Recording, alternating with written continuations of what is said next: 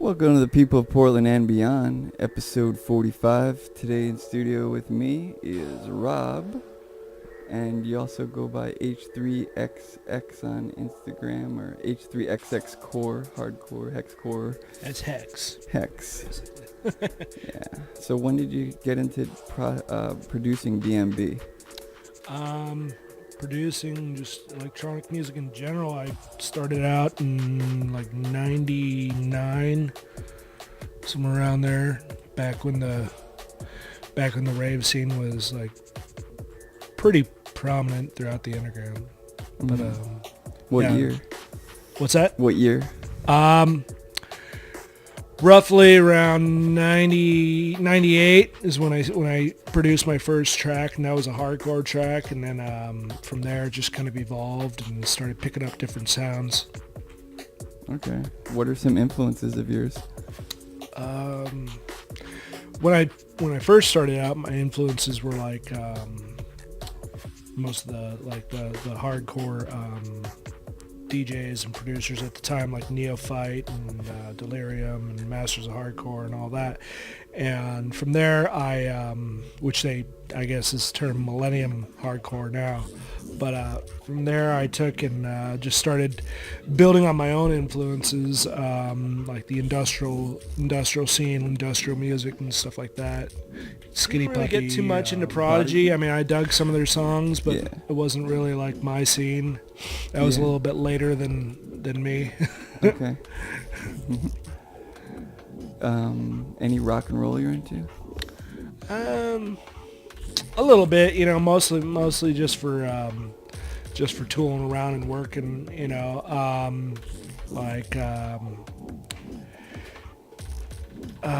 well, I mean, it depends on, where you go as far as what you classify rock and roll as. For me, it's like, Tom Petty and, AC/DC and,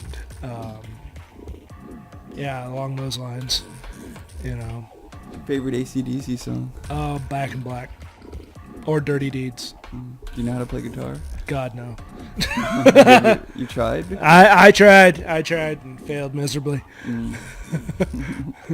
As far as instruments go, like I can figure out a few chords here and there as far as piano goes, but as far as everything else, yeah, I think I played a recorder in like 3rd grade or something. Okay.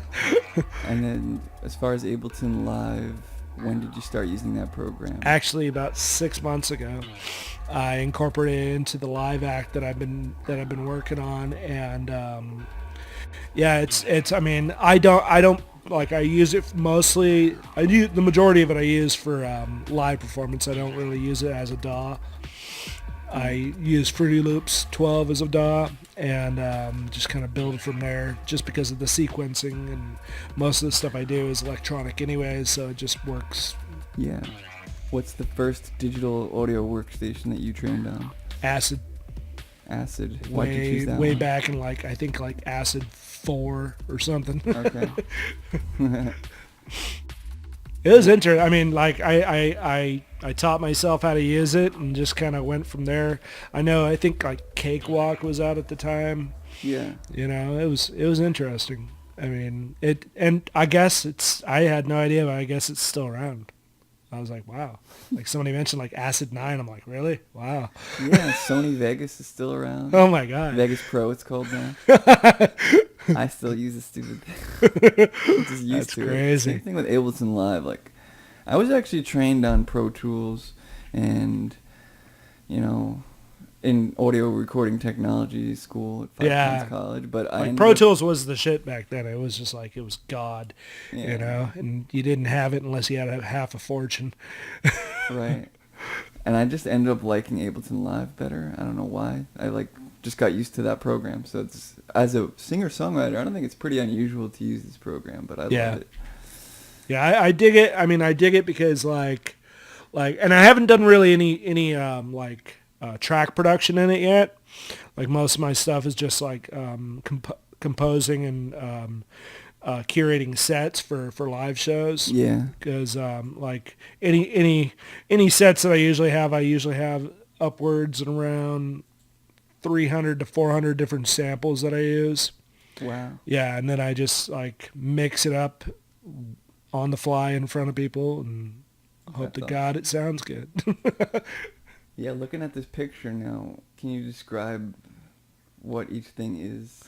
Basically, you got To the left, starting obviously with the left. laptop, with Ableton on there and Yeah. the sample clips, and then and the clips I use, I pretty much take a track and just kind of, it's just exploded view. So you have hi-hats, toms, percussion, synth, bass, Yeah. effects and all that, and I take that and just I just trigger it on the fly throughout the set.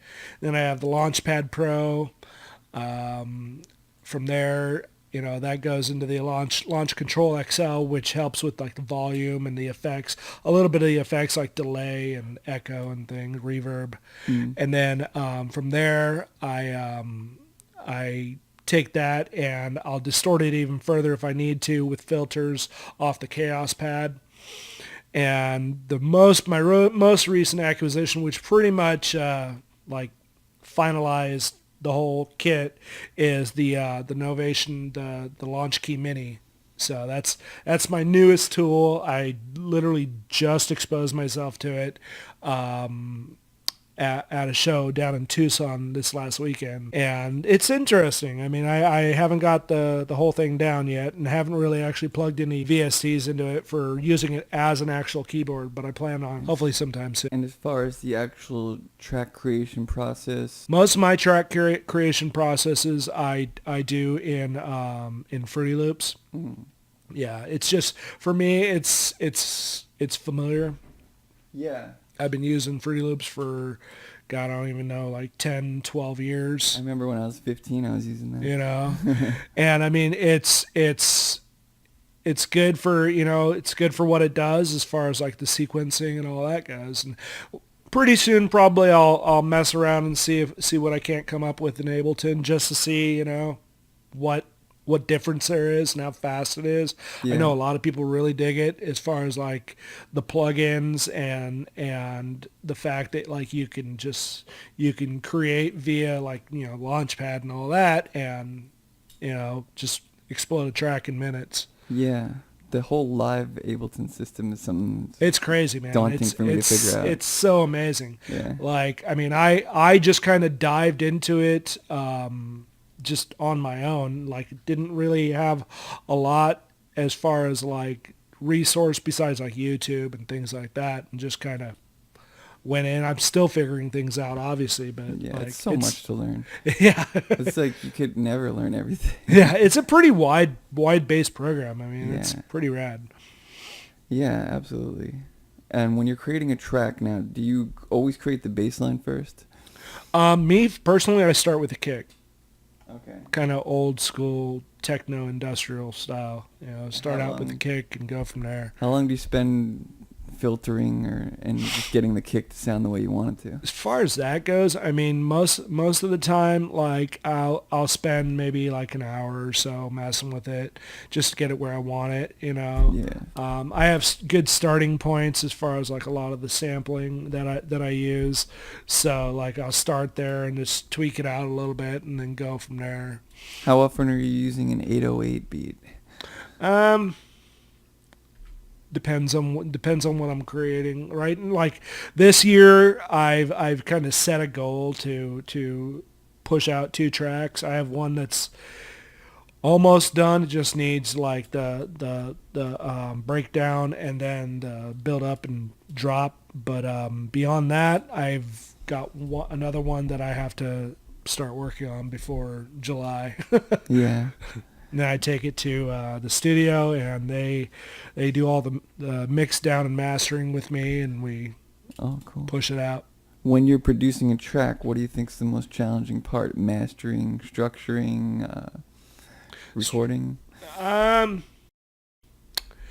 Getting those fine little nuances in there that aren't in other tracks, Like, I mean, there's just like these little points in the track where it just like it sounds Like I like to make shit sound different. Unique, hell yeah. Yeah, you know, just Me making too. that unique sound.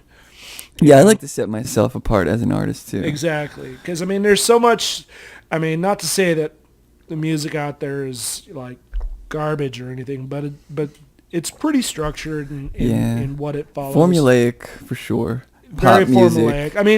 I mean, even still, I mean, like drum and bass is pretty formulaic, and you know, I mean, especially when you get down to bars and counts and all that. But I mean, And you know, dubstep. Do you ever- dubstep. You know, I kind of came into dubstep on the backside and kind of on the high rise of everything. You know, everybody's like dominating it, and I just kind of came into it, and I was like, you Yeah. know, because I like to touch everything. I just like to, you know, have my hands in every sound, and I came into it and just couldn't get away from it because I was like, you know, it's cool because it's like it's one of those genres that kind of it's one of those sounds that kind of lacks a formula, you know. It's like you just Except for the bass wobble. I mean, except for the bass wobble, but it's like I mean, you can go from like a crescendo all the way into a drop and then right back up, you know, and it's just it's rad and that it doesn't it's like it's chaotic, and I really dig Yeah. the chaotic part out of it. When I compare it to EDM, I think it's like less formulaic somehow, Yeah. and it's just like less repetitive. So Exactly, and that's the thing I like. Is like Yeah. there is no. I mean, there's a formula to it, but there isn't. You know, it's like the only formula is really in how the sound is. You know, Yeah. like the different components of the sound. You know, like the bass or the wobble or the screech or this and that. You know, and it's like beyond that. You know, it's just kind of free form. It just like flows wherever it needs to. Yeah. That's on April 30th. You posted on your Instagram. You did a dubstep mix on I did. SoundCloud. How long I did it did. take you to do that one? For the composing of the whole mix, it was because usually I'll compose the mix, I'll set up all the samples, and then from there I have to do some test runs to make sure that everything sounds the way it's supposed to sound. Yeah. I mean, especially because like I said, I use Ableton for live shows mainly, and you know. Some samples and clips that I use, you know, most of them like I'll get like, you know, packs and whatnot, and they're all royalty free. I make my own when I have the time to, but it's like in between producing and fathering and all this other life, Yeah, yeah. you know. But that one took me about 2 to 3 days to finalize and have me be happy enough to actually record a mix. Okay. You know, because I mean, like every track, like I said, you know, I'm working with like on average, you know, between 300 to 400 different samples, and half the time when I'm working through them, because I bundle them and throw them in there, Yeah. like it's cool because it's kind of chaotic and you don't really know what's going to come up next. And then, but beforehand, I play them all. I play every single track and make sure that they all sound like kosher to me before I take it out into a live arena. Yeah. Is there any go-to site that you like to go to for samples of any specific kind? As far as like sites and whatnot, Yeah. Or just where do you get the samples? like there's so many. Ghost Syndicate is a company that I really dig. You know, Do they they put out just some good stuff. Specialized kind of EDM samples? Yeah, Okay. definitely. They've got some good dark drum and bass stuff, you know, some dark step stuff as well, and they, you know, they seem to know what they're doing. I mean, I don't use a lot of the presets, and I probably will when I get into like heavily into my production for this year, just because right now it's mainly just been getting the sound out, and you know. When did you have a kid? Oh God, 10 years ago was my son Seamus, and then it's 8, well actually almost 11. Okay. And then 8 years ago. Okay. And did they inspire you to create at any point? Or do they hinder it sometimes? They love the music. Yeah. Every time I'm playing in the studio, they come in and start jamming out. That's good. That's always good when they're Mainly they inspire me in different ways as far as music goes. They kind of remind me, that, I'm doing this for the fun of it, and for the love of it, instead of like trying to make millions off of it. Yeah, you can lose focus easily as an artist. Oh, definitely. As it is right now, I was just having this conversation last night in Arizona with this guy, David, and I was like, I bring myself out to these places because I want to play. I'm a performer first and a producer second. Yeah. And like, I bring myself out to these places because, I love to be in front of people and I love to play music for them and see them dance. Yeah. And it's like the perfect, perfect reception for your hard work. Yeah.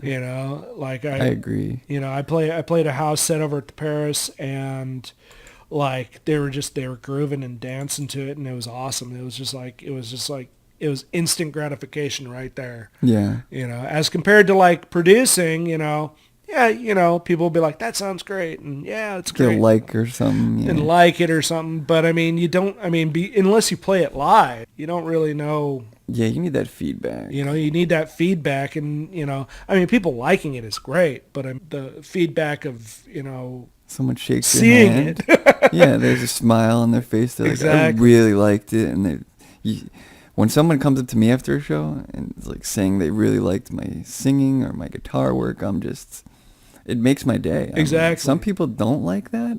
I don't understand those people. Like, they're like, oh, yeah, I'm not a humble person at all. Yeah. Like I dig attention. You know? That's I think most artists do, and if you don't, it's like, well, it's it gets a little weird at that point. Yeah. Like, I'm doing it for myself, and then they go, why are you putting that out commercially? Right.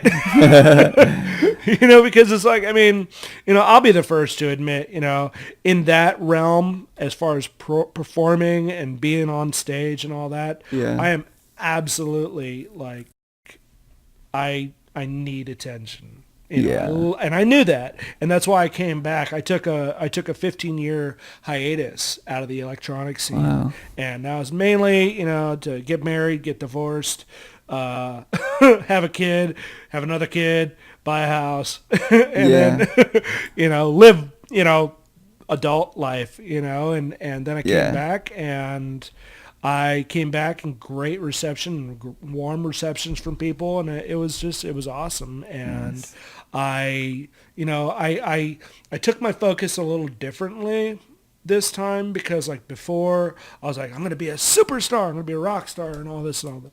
Yeah. And it just like, I think I was in it for the wrong reasons back then.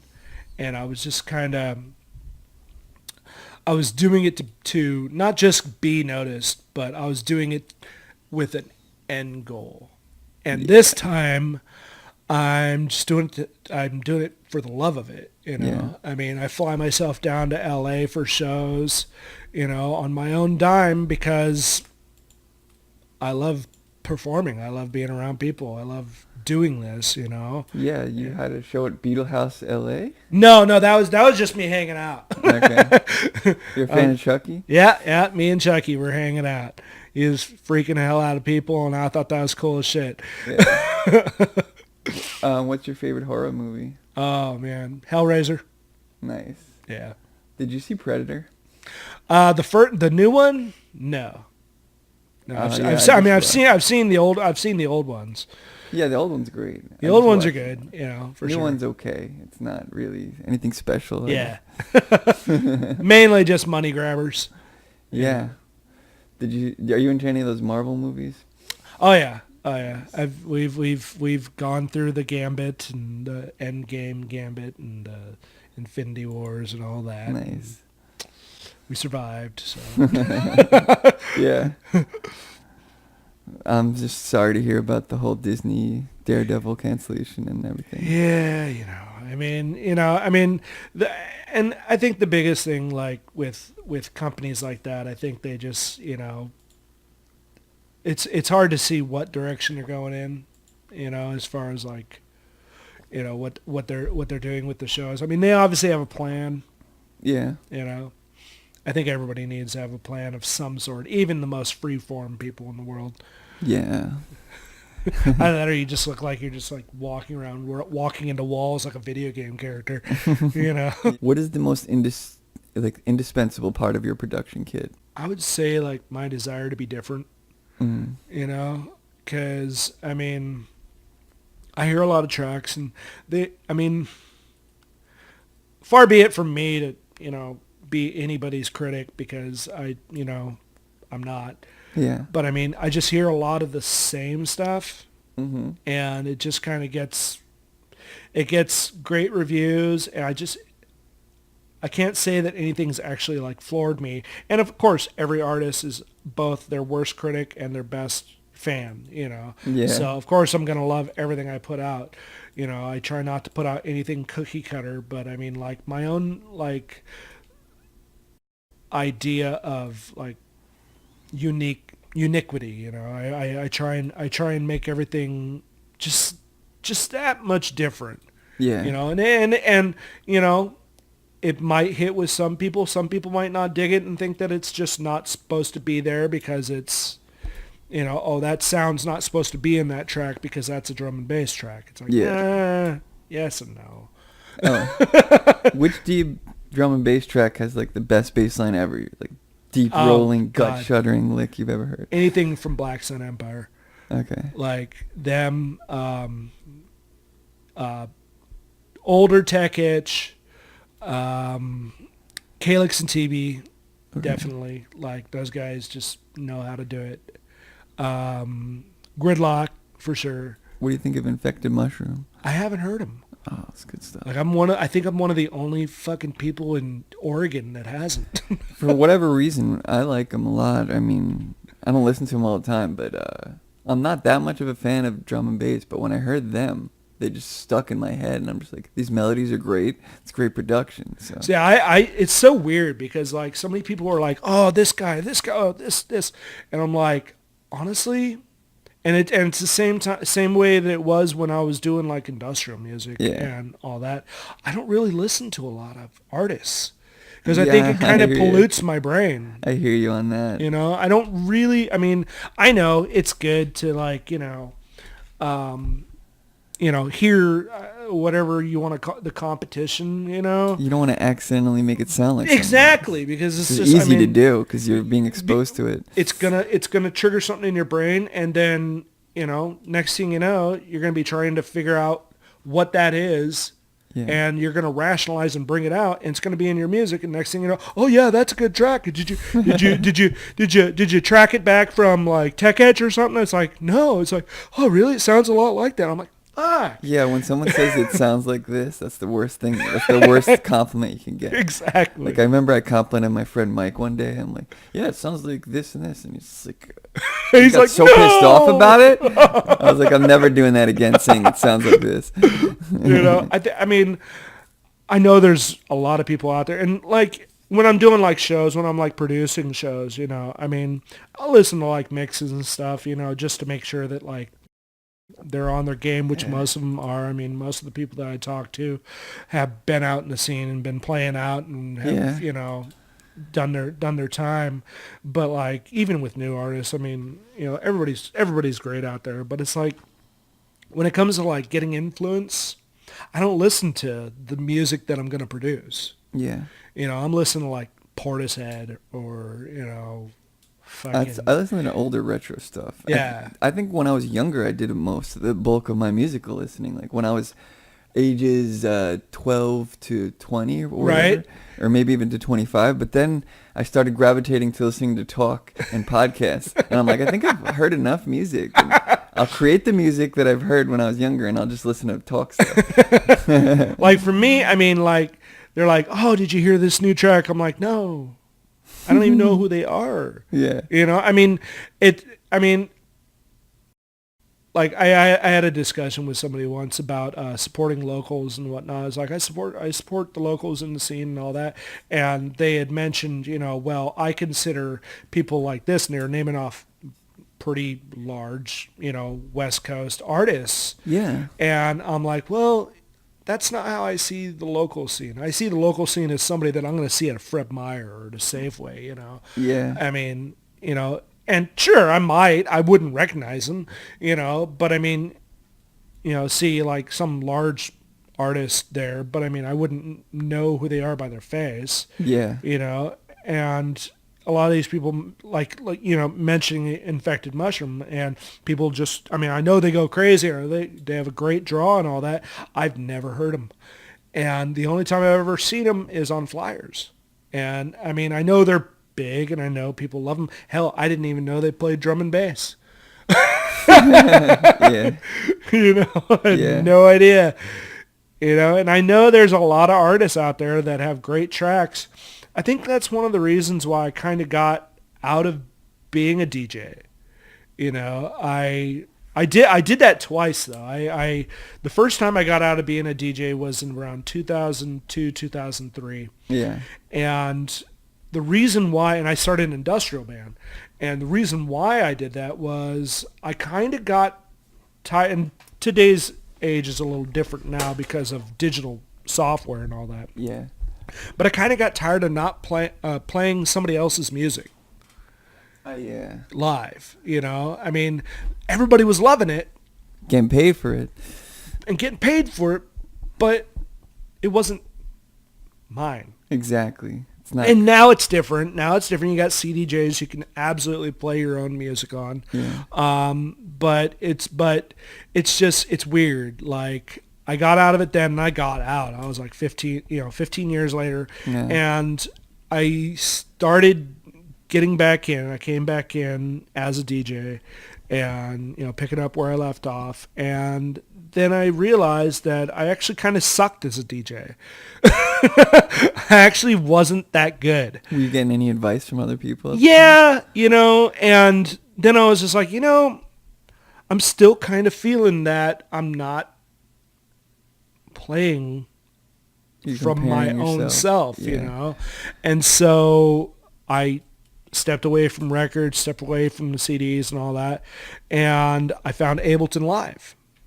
Because like I asked around, I was like, what is the best? Because I had Fruity Loops, and like I knew some guys up in Seattle that were using Ableton for DJing and all that, and doing live stuff.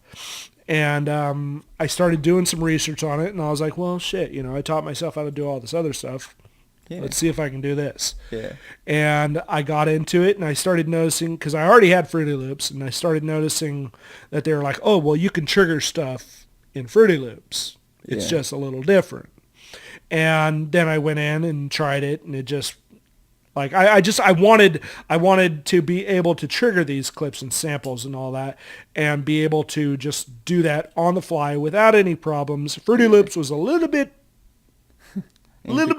complex when it came to that. Their system wasn't nearly as set up as Ableton was. It was literally made for live acts. It's true. And so I got into it, and I haven't stepped back since. And I've just been building on it from there.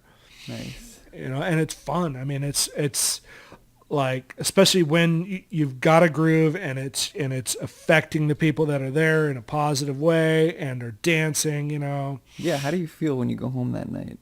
It's awesome. Yeah. It's awesome. I played at the Paris and I played house. It's like, some people kind of, they don't know how to take it, Yeah.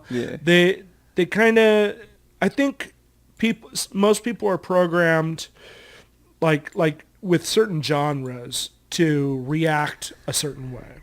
Right. Like with drum and bass, a lot of people, they'll dance if they recognize, kind of muscle memory in their brain as far as like the track goes, because then they know when to expect the drop, they know when to expect all this, and breakdowns and all that. And they have their favorite tracks and their favorite DJs and whatnot. producers. And with a live show, it's a little different because like I set it up for, structure and whatnot and drum and bass structure, 16, 32 bars and all that. But it's different because it's nothing they've ever heard before. Okay. So like it's almost like they don't know what to do with it because they've never heard the song before. They know, I mean, it still sounds like drum and bass, but they just don't. It's hard for them to grab. But like techno and house, man, those guys, you can tell who goes to a club to dance. Yeah.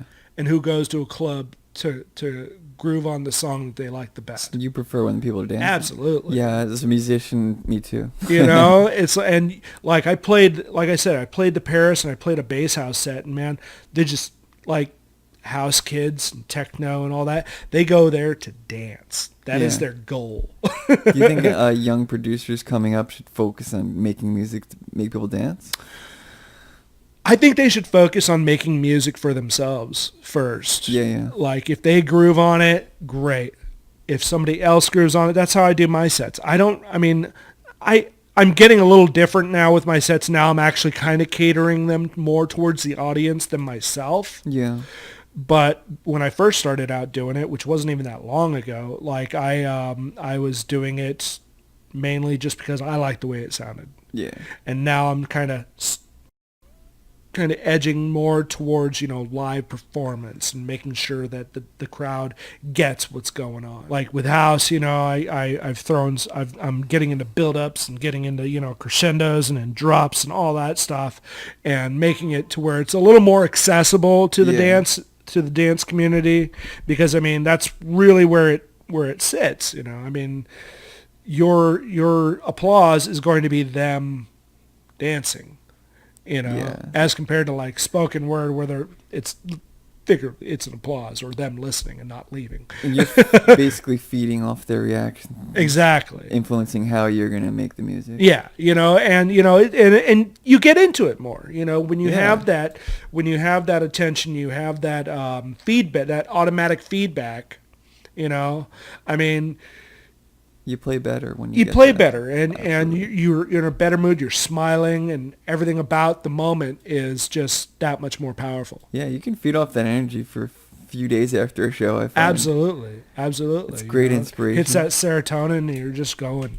Yeah, you could do a live show, then you could come back and use that to influence you to record. Absolutely, basically. It's great.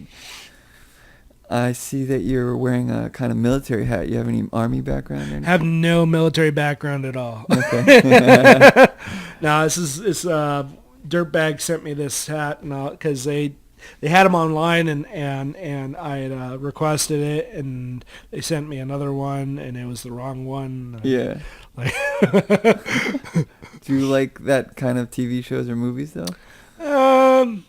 Mostly the stuff I watch is like sci-fi or fantasy, just something to get my brain gone, Yeah, like what? I've watched a lot of, finished the first 2 seasons of Future Man. I love that show. It's amazing. First season I really liked. It's a great one. And then what else were we watching? Stranger Things. Mm-hmm. And I tried to get the wife into Buffy, but she just wasn't feeling it. And my ex, I made her watch all of Buffy, all of Angel. We even started to read the comics. I watched it all the way to the end, and I was like, dude. I was like, honey, it gets better, I swear. It was like the first 2 seasons, they're hard to bear. I agree. You have to actually want to watch them. For some reason, on the internet, it's like the first 4 seasons are lauded really good, but I like 6 and 7, man. Yeah, no, the last ones where they're getting all kind of so good, touchy-feely, and breaking stereotypes of certain characters. Spike's character took off. Exactly. He just crushed it, man. And nobody knew, and nobody even had an idea that would happen. His character was so crappy in the beginning. I thought it was like some one-dimensional evil character. Exactly. So like an 80s bad guy or something. And he played it well. But did. It was just like he had more range, and I think he just wanted to be like, hey, I want to show some range. Yeah. Did you And hear? of course, they took the chances with like the musical episode, I love it. which was amazing, and the fact that like they actually did do their own songs. Whedon wrote that. It's amazing, man. I didn't know he could write songs. It's like his first stab at it too. Right? It's insane that he did that. It's so catchy. Like he's obviously a very smart man. 'Cause Right? He did like a few days of studying, and he's like, I'm gonna write a song. Yeah. But I mean, it was cool. It was fun. Yeah. I was gonna say, did you hear that they're making a new one with the Black Slayer? Oh no. Whedon would be involved, so it's not as bad as you think. And they actually had a couple. They had a couple of them. Yeah. Like one of them was the one that battled and died with Spike Right. on the fucking subway. The 70s Black Right? Slayer. Yeah. Maybe if they Slayerella tied or it- some shit. If they tied it into that, like the daughter that got lost or something, that would be Yeah. awesome. But But it's like the daughter of a Slayer doesn't really mean anything. But yeah, it's not really catchy. even I like- mean, I don't know that. Like in this day and age, man, it's like with the public outcries and all that stuff. It's oh, the Me Too move. yeah, It's it's such a impossible. heavy. It's so crazy, It like is. on all sides. I mean, politics is one of those things that, like, I literally got rid. Like, we have the internet. Yeah. Right now at my house, and that's how we watch TV. We don't there's no news, there's no news coverage. We could be at World War III and I would have no idea until the bomb drops, Right. And it's not really an ignorance is bliss. It's just, well, in a way it is. I mean, when Trump got elected, like, I was a nut job for 4 months online, man, nothing but Demons, social outcry, Yeah. Trump. Yeah. and I somehow something like somebody hit me in the head with a club or something like that, and I took a step back and looked, and I was like, dude, this is toxic as hell. Yeah. I was like, I need to get the hell away from this. So I stopped posting anything political. I stopped posting, like, I was all kittens and rainbows. That was it, man. It's like- And kittens and food recipes, like my wife does. That's all she posts. Kittens, food. That's it. 50% And wine. Kittens, food, and wine. Yeah. Funner That is her things. focus. Yeah. I hate when people post political stuff on Facebook. I mean, I get it. You have an opinion, and that's great, and you want other people to side with. And so you post and you make it public. And next thing you know, somebody argues because, well, that's what they do. Yeah. And you, and then you lose friends, and you everything gets really juxtaposed as far as like what you were talking about as compared to what you mean, and it's like that's why I got out of it. I was done. I don't go to rallies. I don't go to nothing. I don't do nothing. I play music. I listen to music. I build stuff, and I take care of my family. Yeah. And it's not that like, I have my tribe and nobody else matters. It's just you Focus can on get it. so sucked into that. Yeah. And there really is no way for it not to be toxic, because at some point in time that's going to eep in. I'd rather focus on the things that bring me smiles and positivity, Which are not politics. which It's never been politics. no, and it won't be, and it won't be. And looking for it that way, looking for it in that, like, I get it. Change is, imminent. It always Yeah. happens.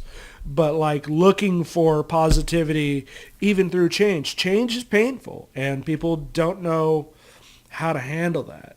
You know. But yeah, we got rid of the TV, man. We got even the talk shows, just all of it. It's just like, it's so colored and it's so pointed. Like, What you think you can trust, like TYT, it turns yeah, out and you can't trust anything. No. There's nothing out there that doesn't Especially- have an agenda. Something picks up traction and is more popular, that's when it's over. Yeah. That's why I like music. Music has no agenda.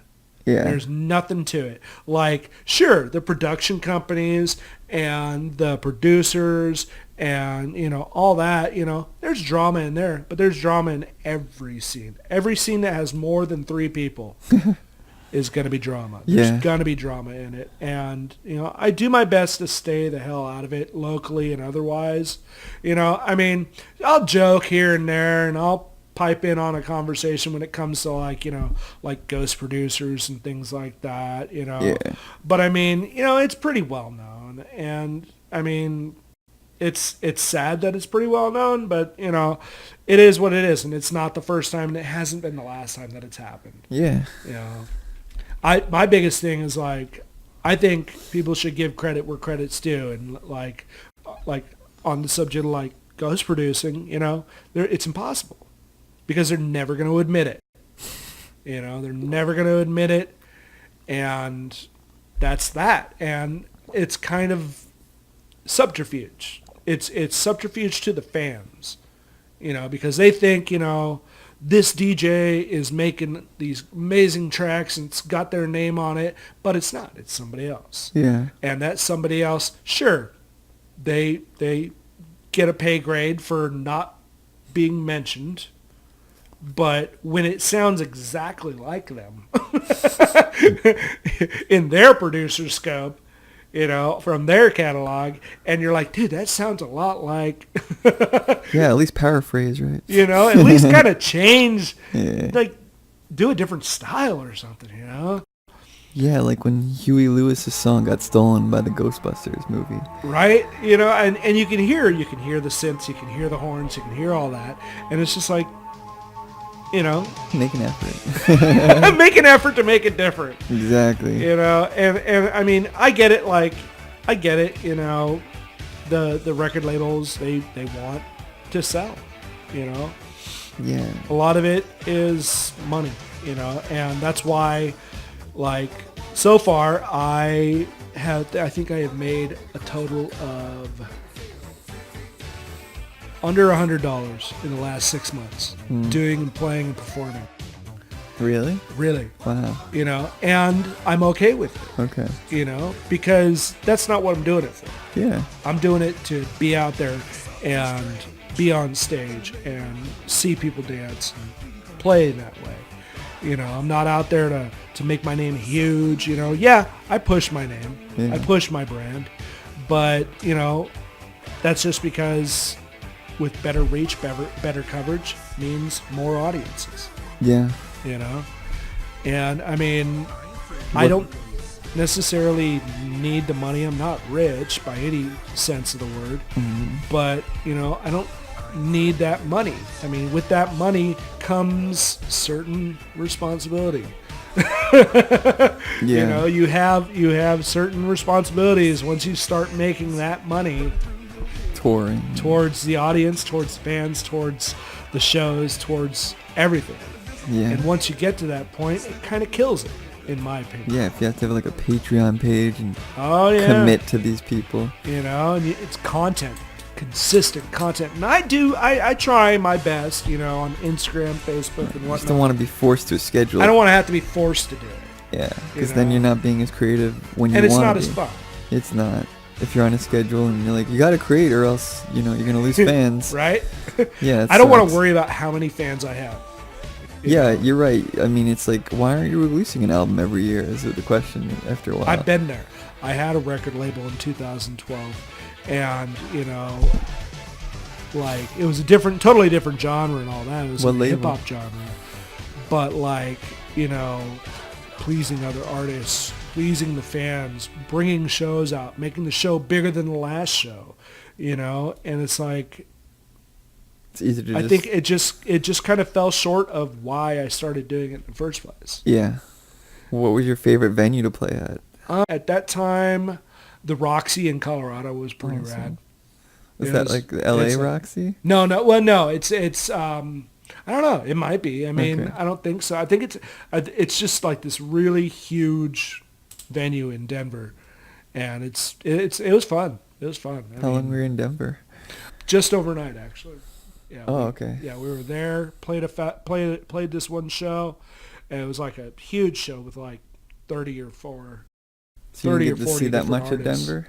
What's that? They didn't get to see like the mountains and stuff? No. That would've I been mean, we awesome. drove through them. Oh, that's the best. Yeah, yeah. we like went up through Those them. hills are scary, huh? Killed our car. Like, when you're going downhill, it's like you can't stop. Was it icy at the time? What's that? Was it icy roads? No, at the time? no. This is like in May or so. Okay, Yeah. that's a good time to do it then. Yeah, no, it was crazy. And I remember because I was rapping up on stage, and like I was up on stage, and like people had sort of warned me, but I didn't really understand what they were talking about. Yeah. When you get up there and you can't freaking breathe because your lungs are so compressed, because of the high elevation. I was going to say, was the weed scene as crazy Oh as my well? God. Can you not breathe because of the weed smoke?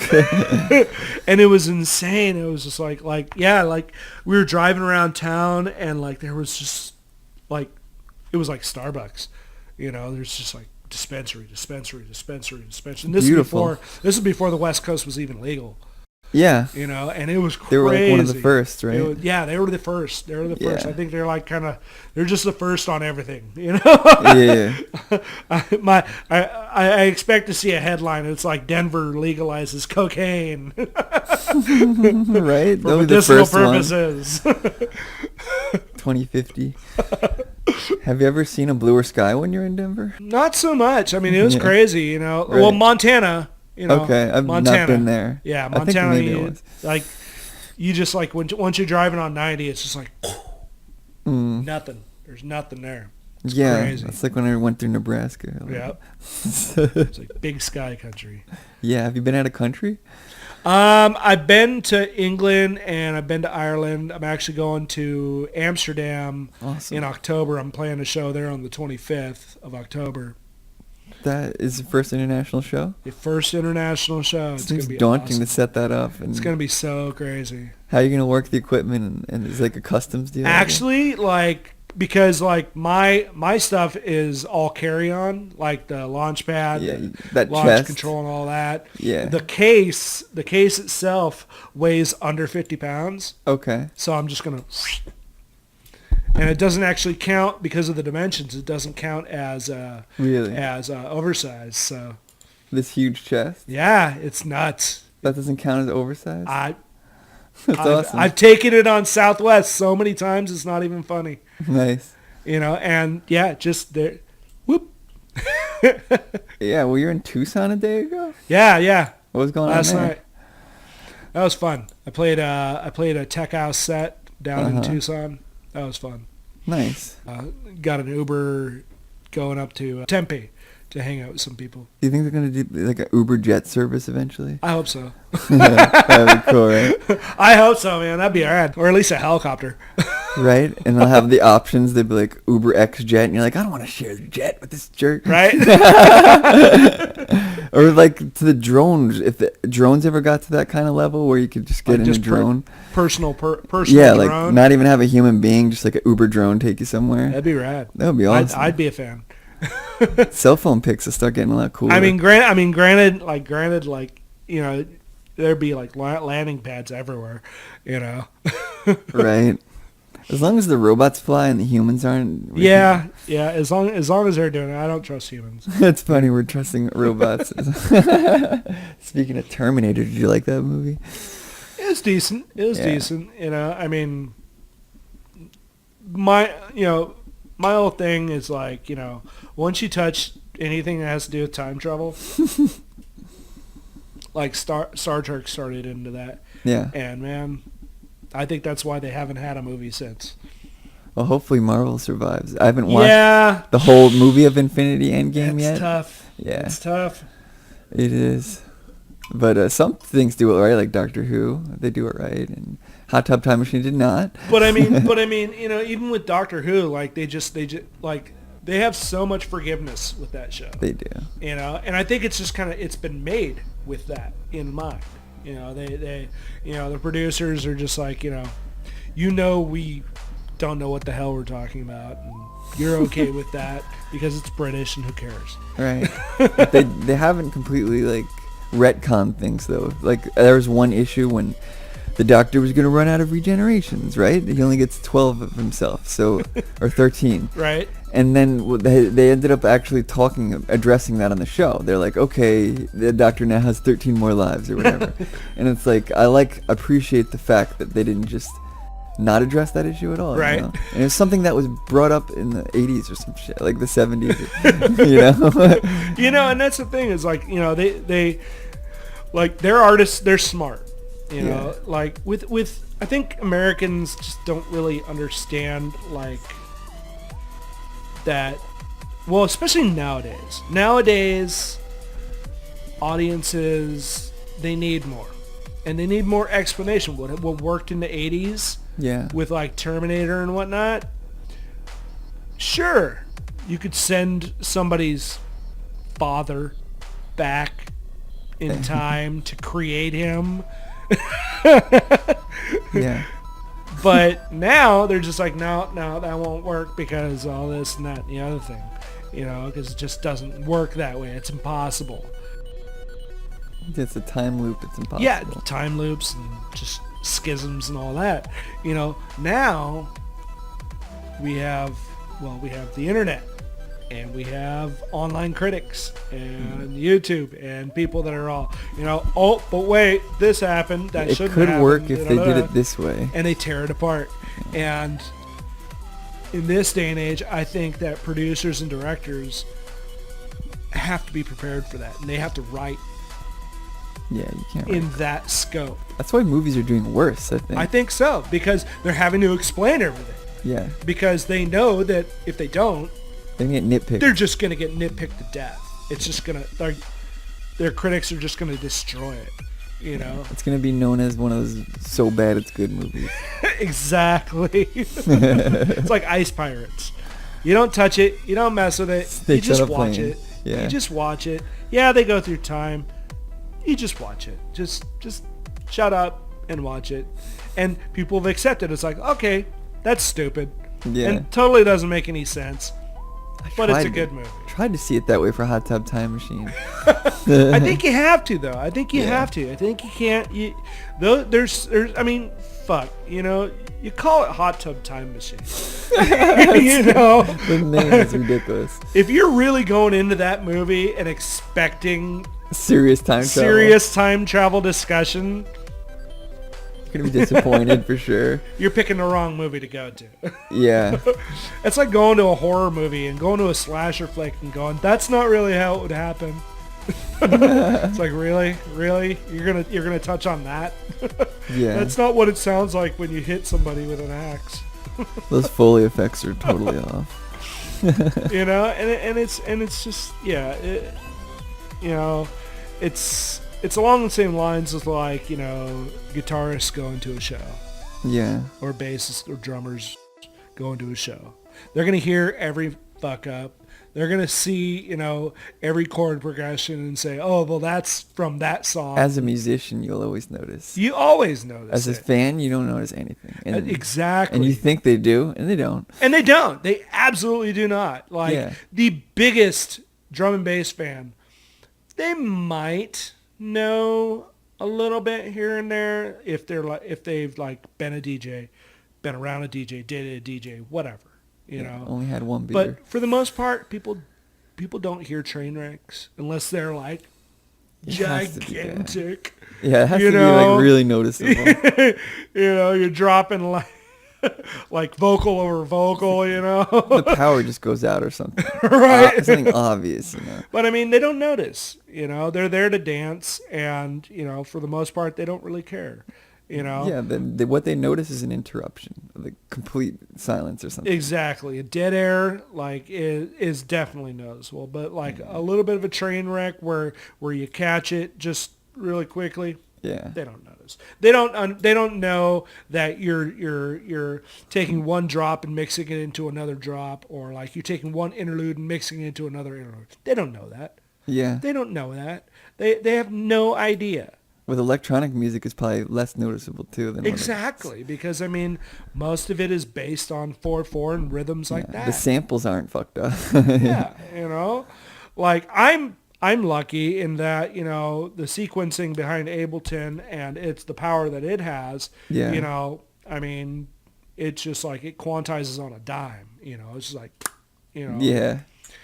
and that's glorious for me because like some tracks and clips and samples that I use, they're made for like 128 and I'm playing 122 Yeah. and I have to bring it back down and make it actually sound decent. Yeah. So every sample has to be quantized down, or up or wherever it needs to be to match. Are these all in 48 hertz? What's 40? I believe so. 44.1? It's standard setting. I haven't Yeah. really messed around too much with it. CD's 44.1. Yeah, it's 44.1. That's Yeah. what it is.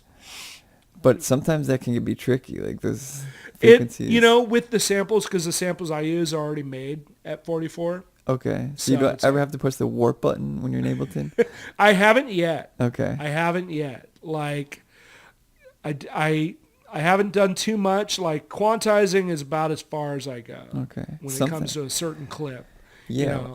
I notice when I put a clip in sometimes I have to hit warp or else it'll be too slow or too fast or something weird like that. Usually I'll just go into edit and quantize it and it'll quantize the clip Interesting. to the BPM that I'm Oh, playing. because you're working in MIDI? Yeah. There you go. The Yeah. MIDI will work, but if your actual audio clips, which I use a lot, that Right. won't work that I don't think. But I mean, it's fun. It's a great program. Like, Yeah. expensive as hell, but it's a great program. Agreed. Probably not as I don't even know if how it compares price wise with Pro Tools, but it's probably pretty close. Yeah. Especially when you get up into the studio and the professional grades and all that. Yeah. Are you using any third-party plugins with it? Not yet. I haven't brought any VSTs in. I probably will now that I have the launch key. Yeah. Because like I love the idea of being able to introduce keys and just like access certain samples like that. Yeah. And I haven't done that yet. The main reason why I bought the launch key, not just for the keyboard and VST action, is so that and to be able to introduce synth whenever I want. Yeah. Was because obviously the launch pad is only 8 pads by 8. And going down is no problem, but when you have to go over and all that, it's like, I don't want to deal with all that. So I bought the launch key that's able to trigger from its pads. So Yeah. I got my 8 there. And normally I actually try and keep the composed sets down to 8 pads because it just makes it easier. I don't have to mess around with anything. It jives well with the launch control because then I don't have to arrow over and mess with volumes and all that. Because I rarely mess with volumes on screen like with the mouse and all that because it just takes too much. You have a fader system? I have a fader system with the Launch Key XL. Yeah. Or I gotta launch get control. one of those, man. I hate Yeah. doing it on the computer. Yeah, no, and that's why they came out with. I wish they would have a little bit more extension as far as like channels goes. Yeah. Because right now it's only 8, and it kind of goes with what the Launchpad has. Okay. Because the Launchpad has the 8 pads, and then they're like, okay, well we're only going to make 8 controllers because the Launchpad only has 8, so we're just going to be able to channel over. Okay. It's like, I'd rather have more, but they're actually coming out with something. It's a hardware creator, Data Beats or something like that. Yeah. They're coming out with a, it's just a pad controller just like the Launchpad, except it's got like, I think it said it's like 12 pads across. Okay. And then like 12 pads down. It's just insane. Yeah. Do you ever use a foot pedal to trigger anything? Not yet. Not Okay. yet. Haven't really needed to, just because like everything else is pretty like stationary and like it feel almost too much like driving a stick. It's just like, okay, now I'm over here. And When you're at a live show, do you work with the lighting guy in any way? the only like most of the time, like I go with the typical foreboding red and blue. Oh, yeah, okay. Yeah. I am talking to somebody right now as far as getting like a background display with my logo. Can you sync the lights to the music? Probably. I think they have. I think they have in the past. It's Oh, that's cool. so much easier The just tempo, to do that, you know. yeah. Never have to really deal with it, you know, cuz like right now, you know, the place that I normally play out at we're just starting out there. They don't really have a lighting setup, so Okay. I'm slowly building my my collection of like room equipment. I have a full system right now, Yeah. and so the next thing is my next goal is to have a like the clip-on light system to where I don't have to I don't have to have a truss or anything like that. You know, Yeah. truss would be nice, but What's the craziest thing you've witnessed in the audience when you're like DJing, craziest thing. or did you ever witness like just some? I've seen fights. I mean, that's pretty crazy. It's pretty crazy to see fights like in a electronic dance show. Any PDAs? No, not too much of that. I've heard some crazy stories in clubs. No, I mean, like everybody's been pretty Respectful. sane. Yeah. You know, I mean, you know, you got the bumpers and grinders and shit like that. But Yeah. like I've seen fights, and that's just weird. Yeah. You know, like especially with this music. I mean, like it's to me. I mean, maybe it's just my perception of it, but it's not necessarily the most aggressive. I mean, even the hardcore. You know, it's like mosh pits. Mosh pits is kind of weird to see. Yeah. You know, and people do that. You know, which is weird. I didn't think that was in the electronic scene. Yeah, you know, you wouldn't think that, but like Not a grungy I've seen music. it and I've heard about it, you know. Yeah. And it's just like, that's weird, man. Yeah, that is weird. I mean, I get it, you know. Energy's energy, which no matter which way it's expelled. So I get it, you know. You push it out, however you do, you know. Yeah. It's just whoever you are and how you express yourself. Yeah. Yeah. Like mosh pits at a techno show. On that note, thanks for coming in. Absolutely. Thank you for having me. For sure. Hopefully check in with you in a year or so, see how it's doing. Definitely. Cool.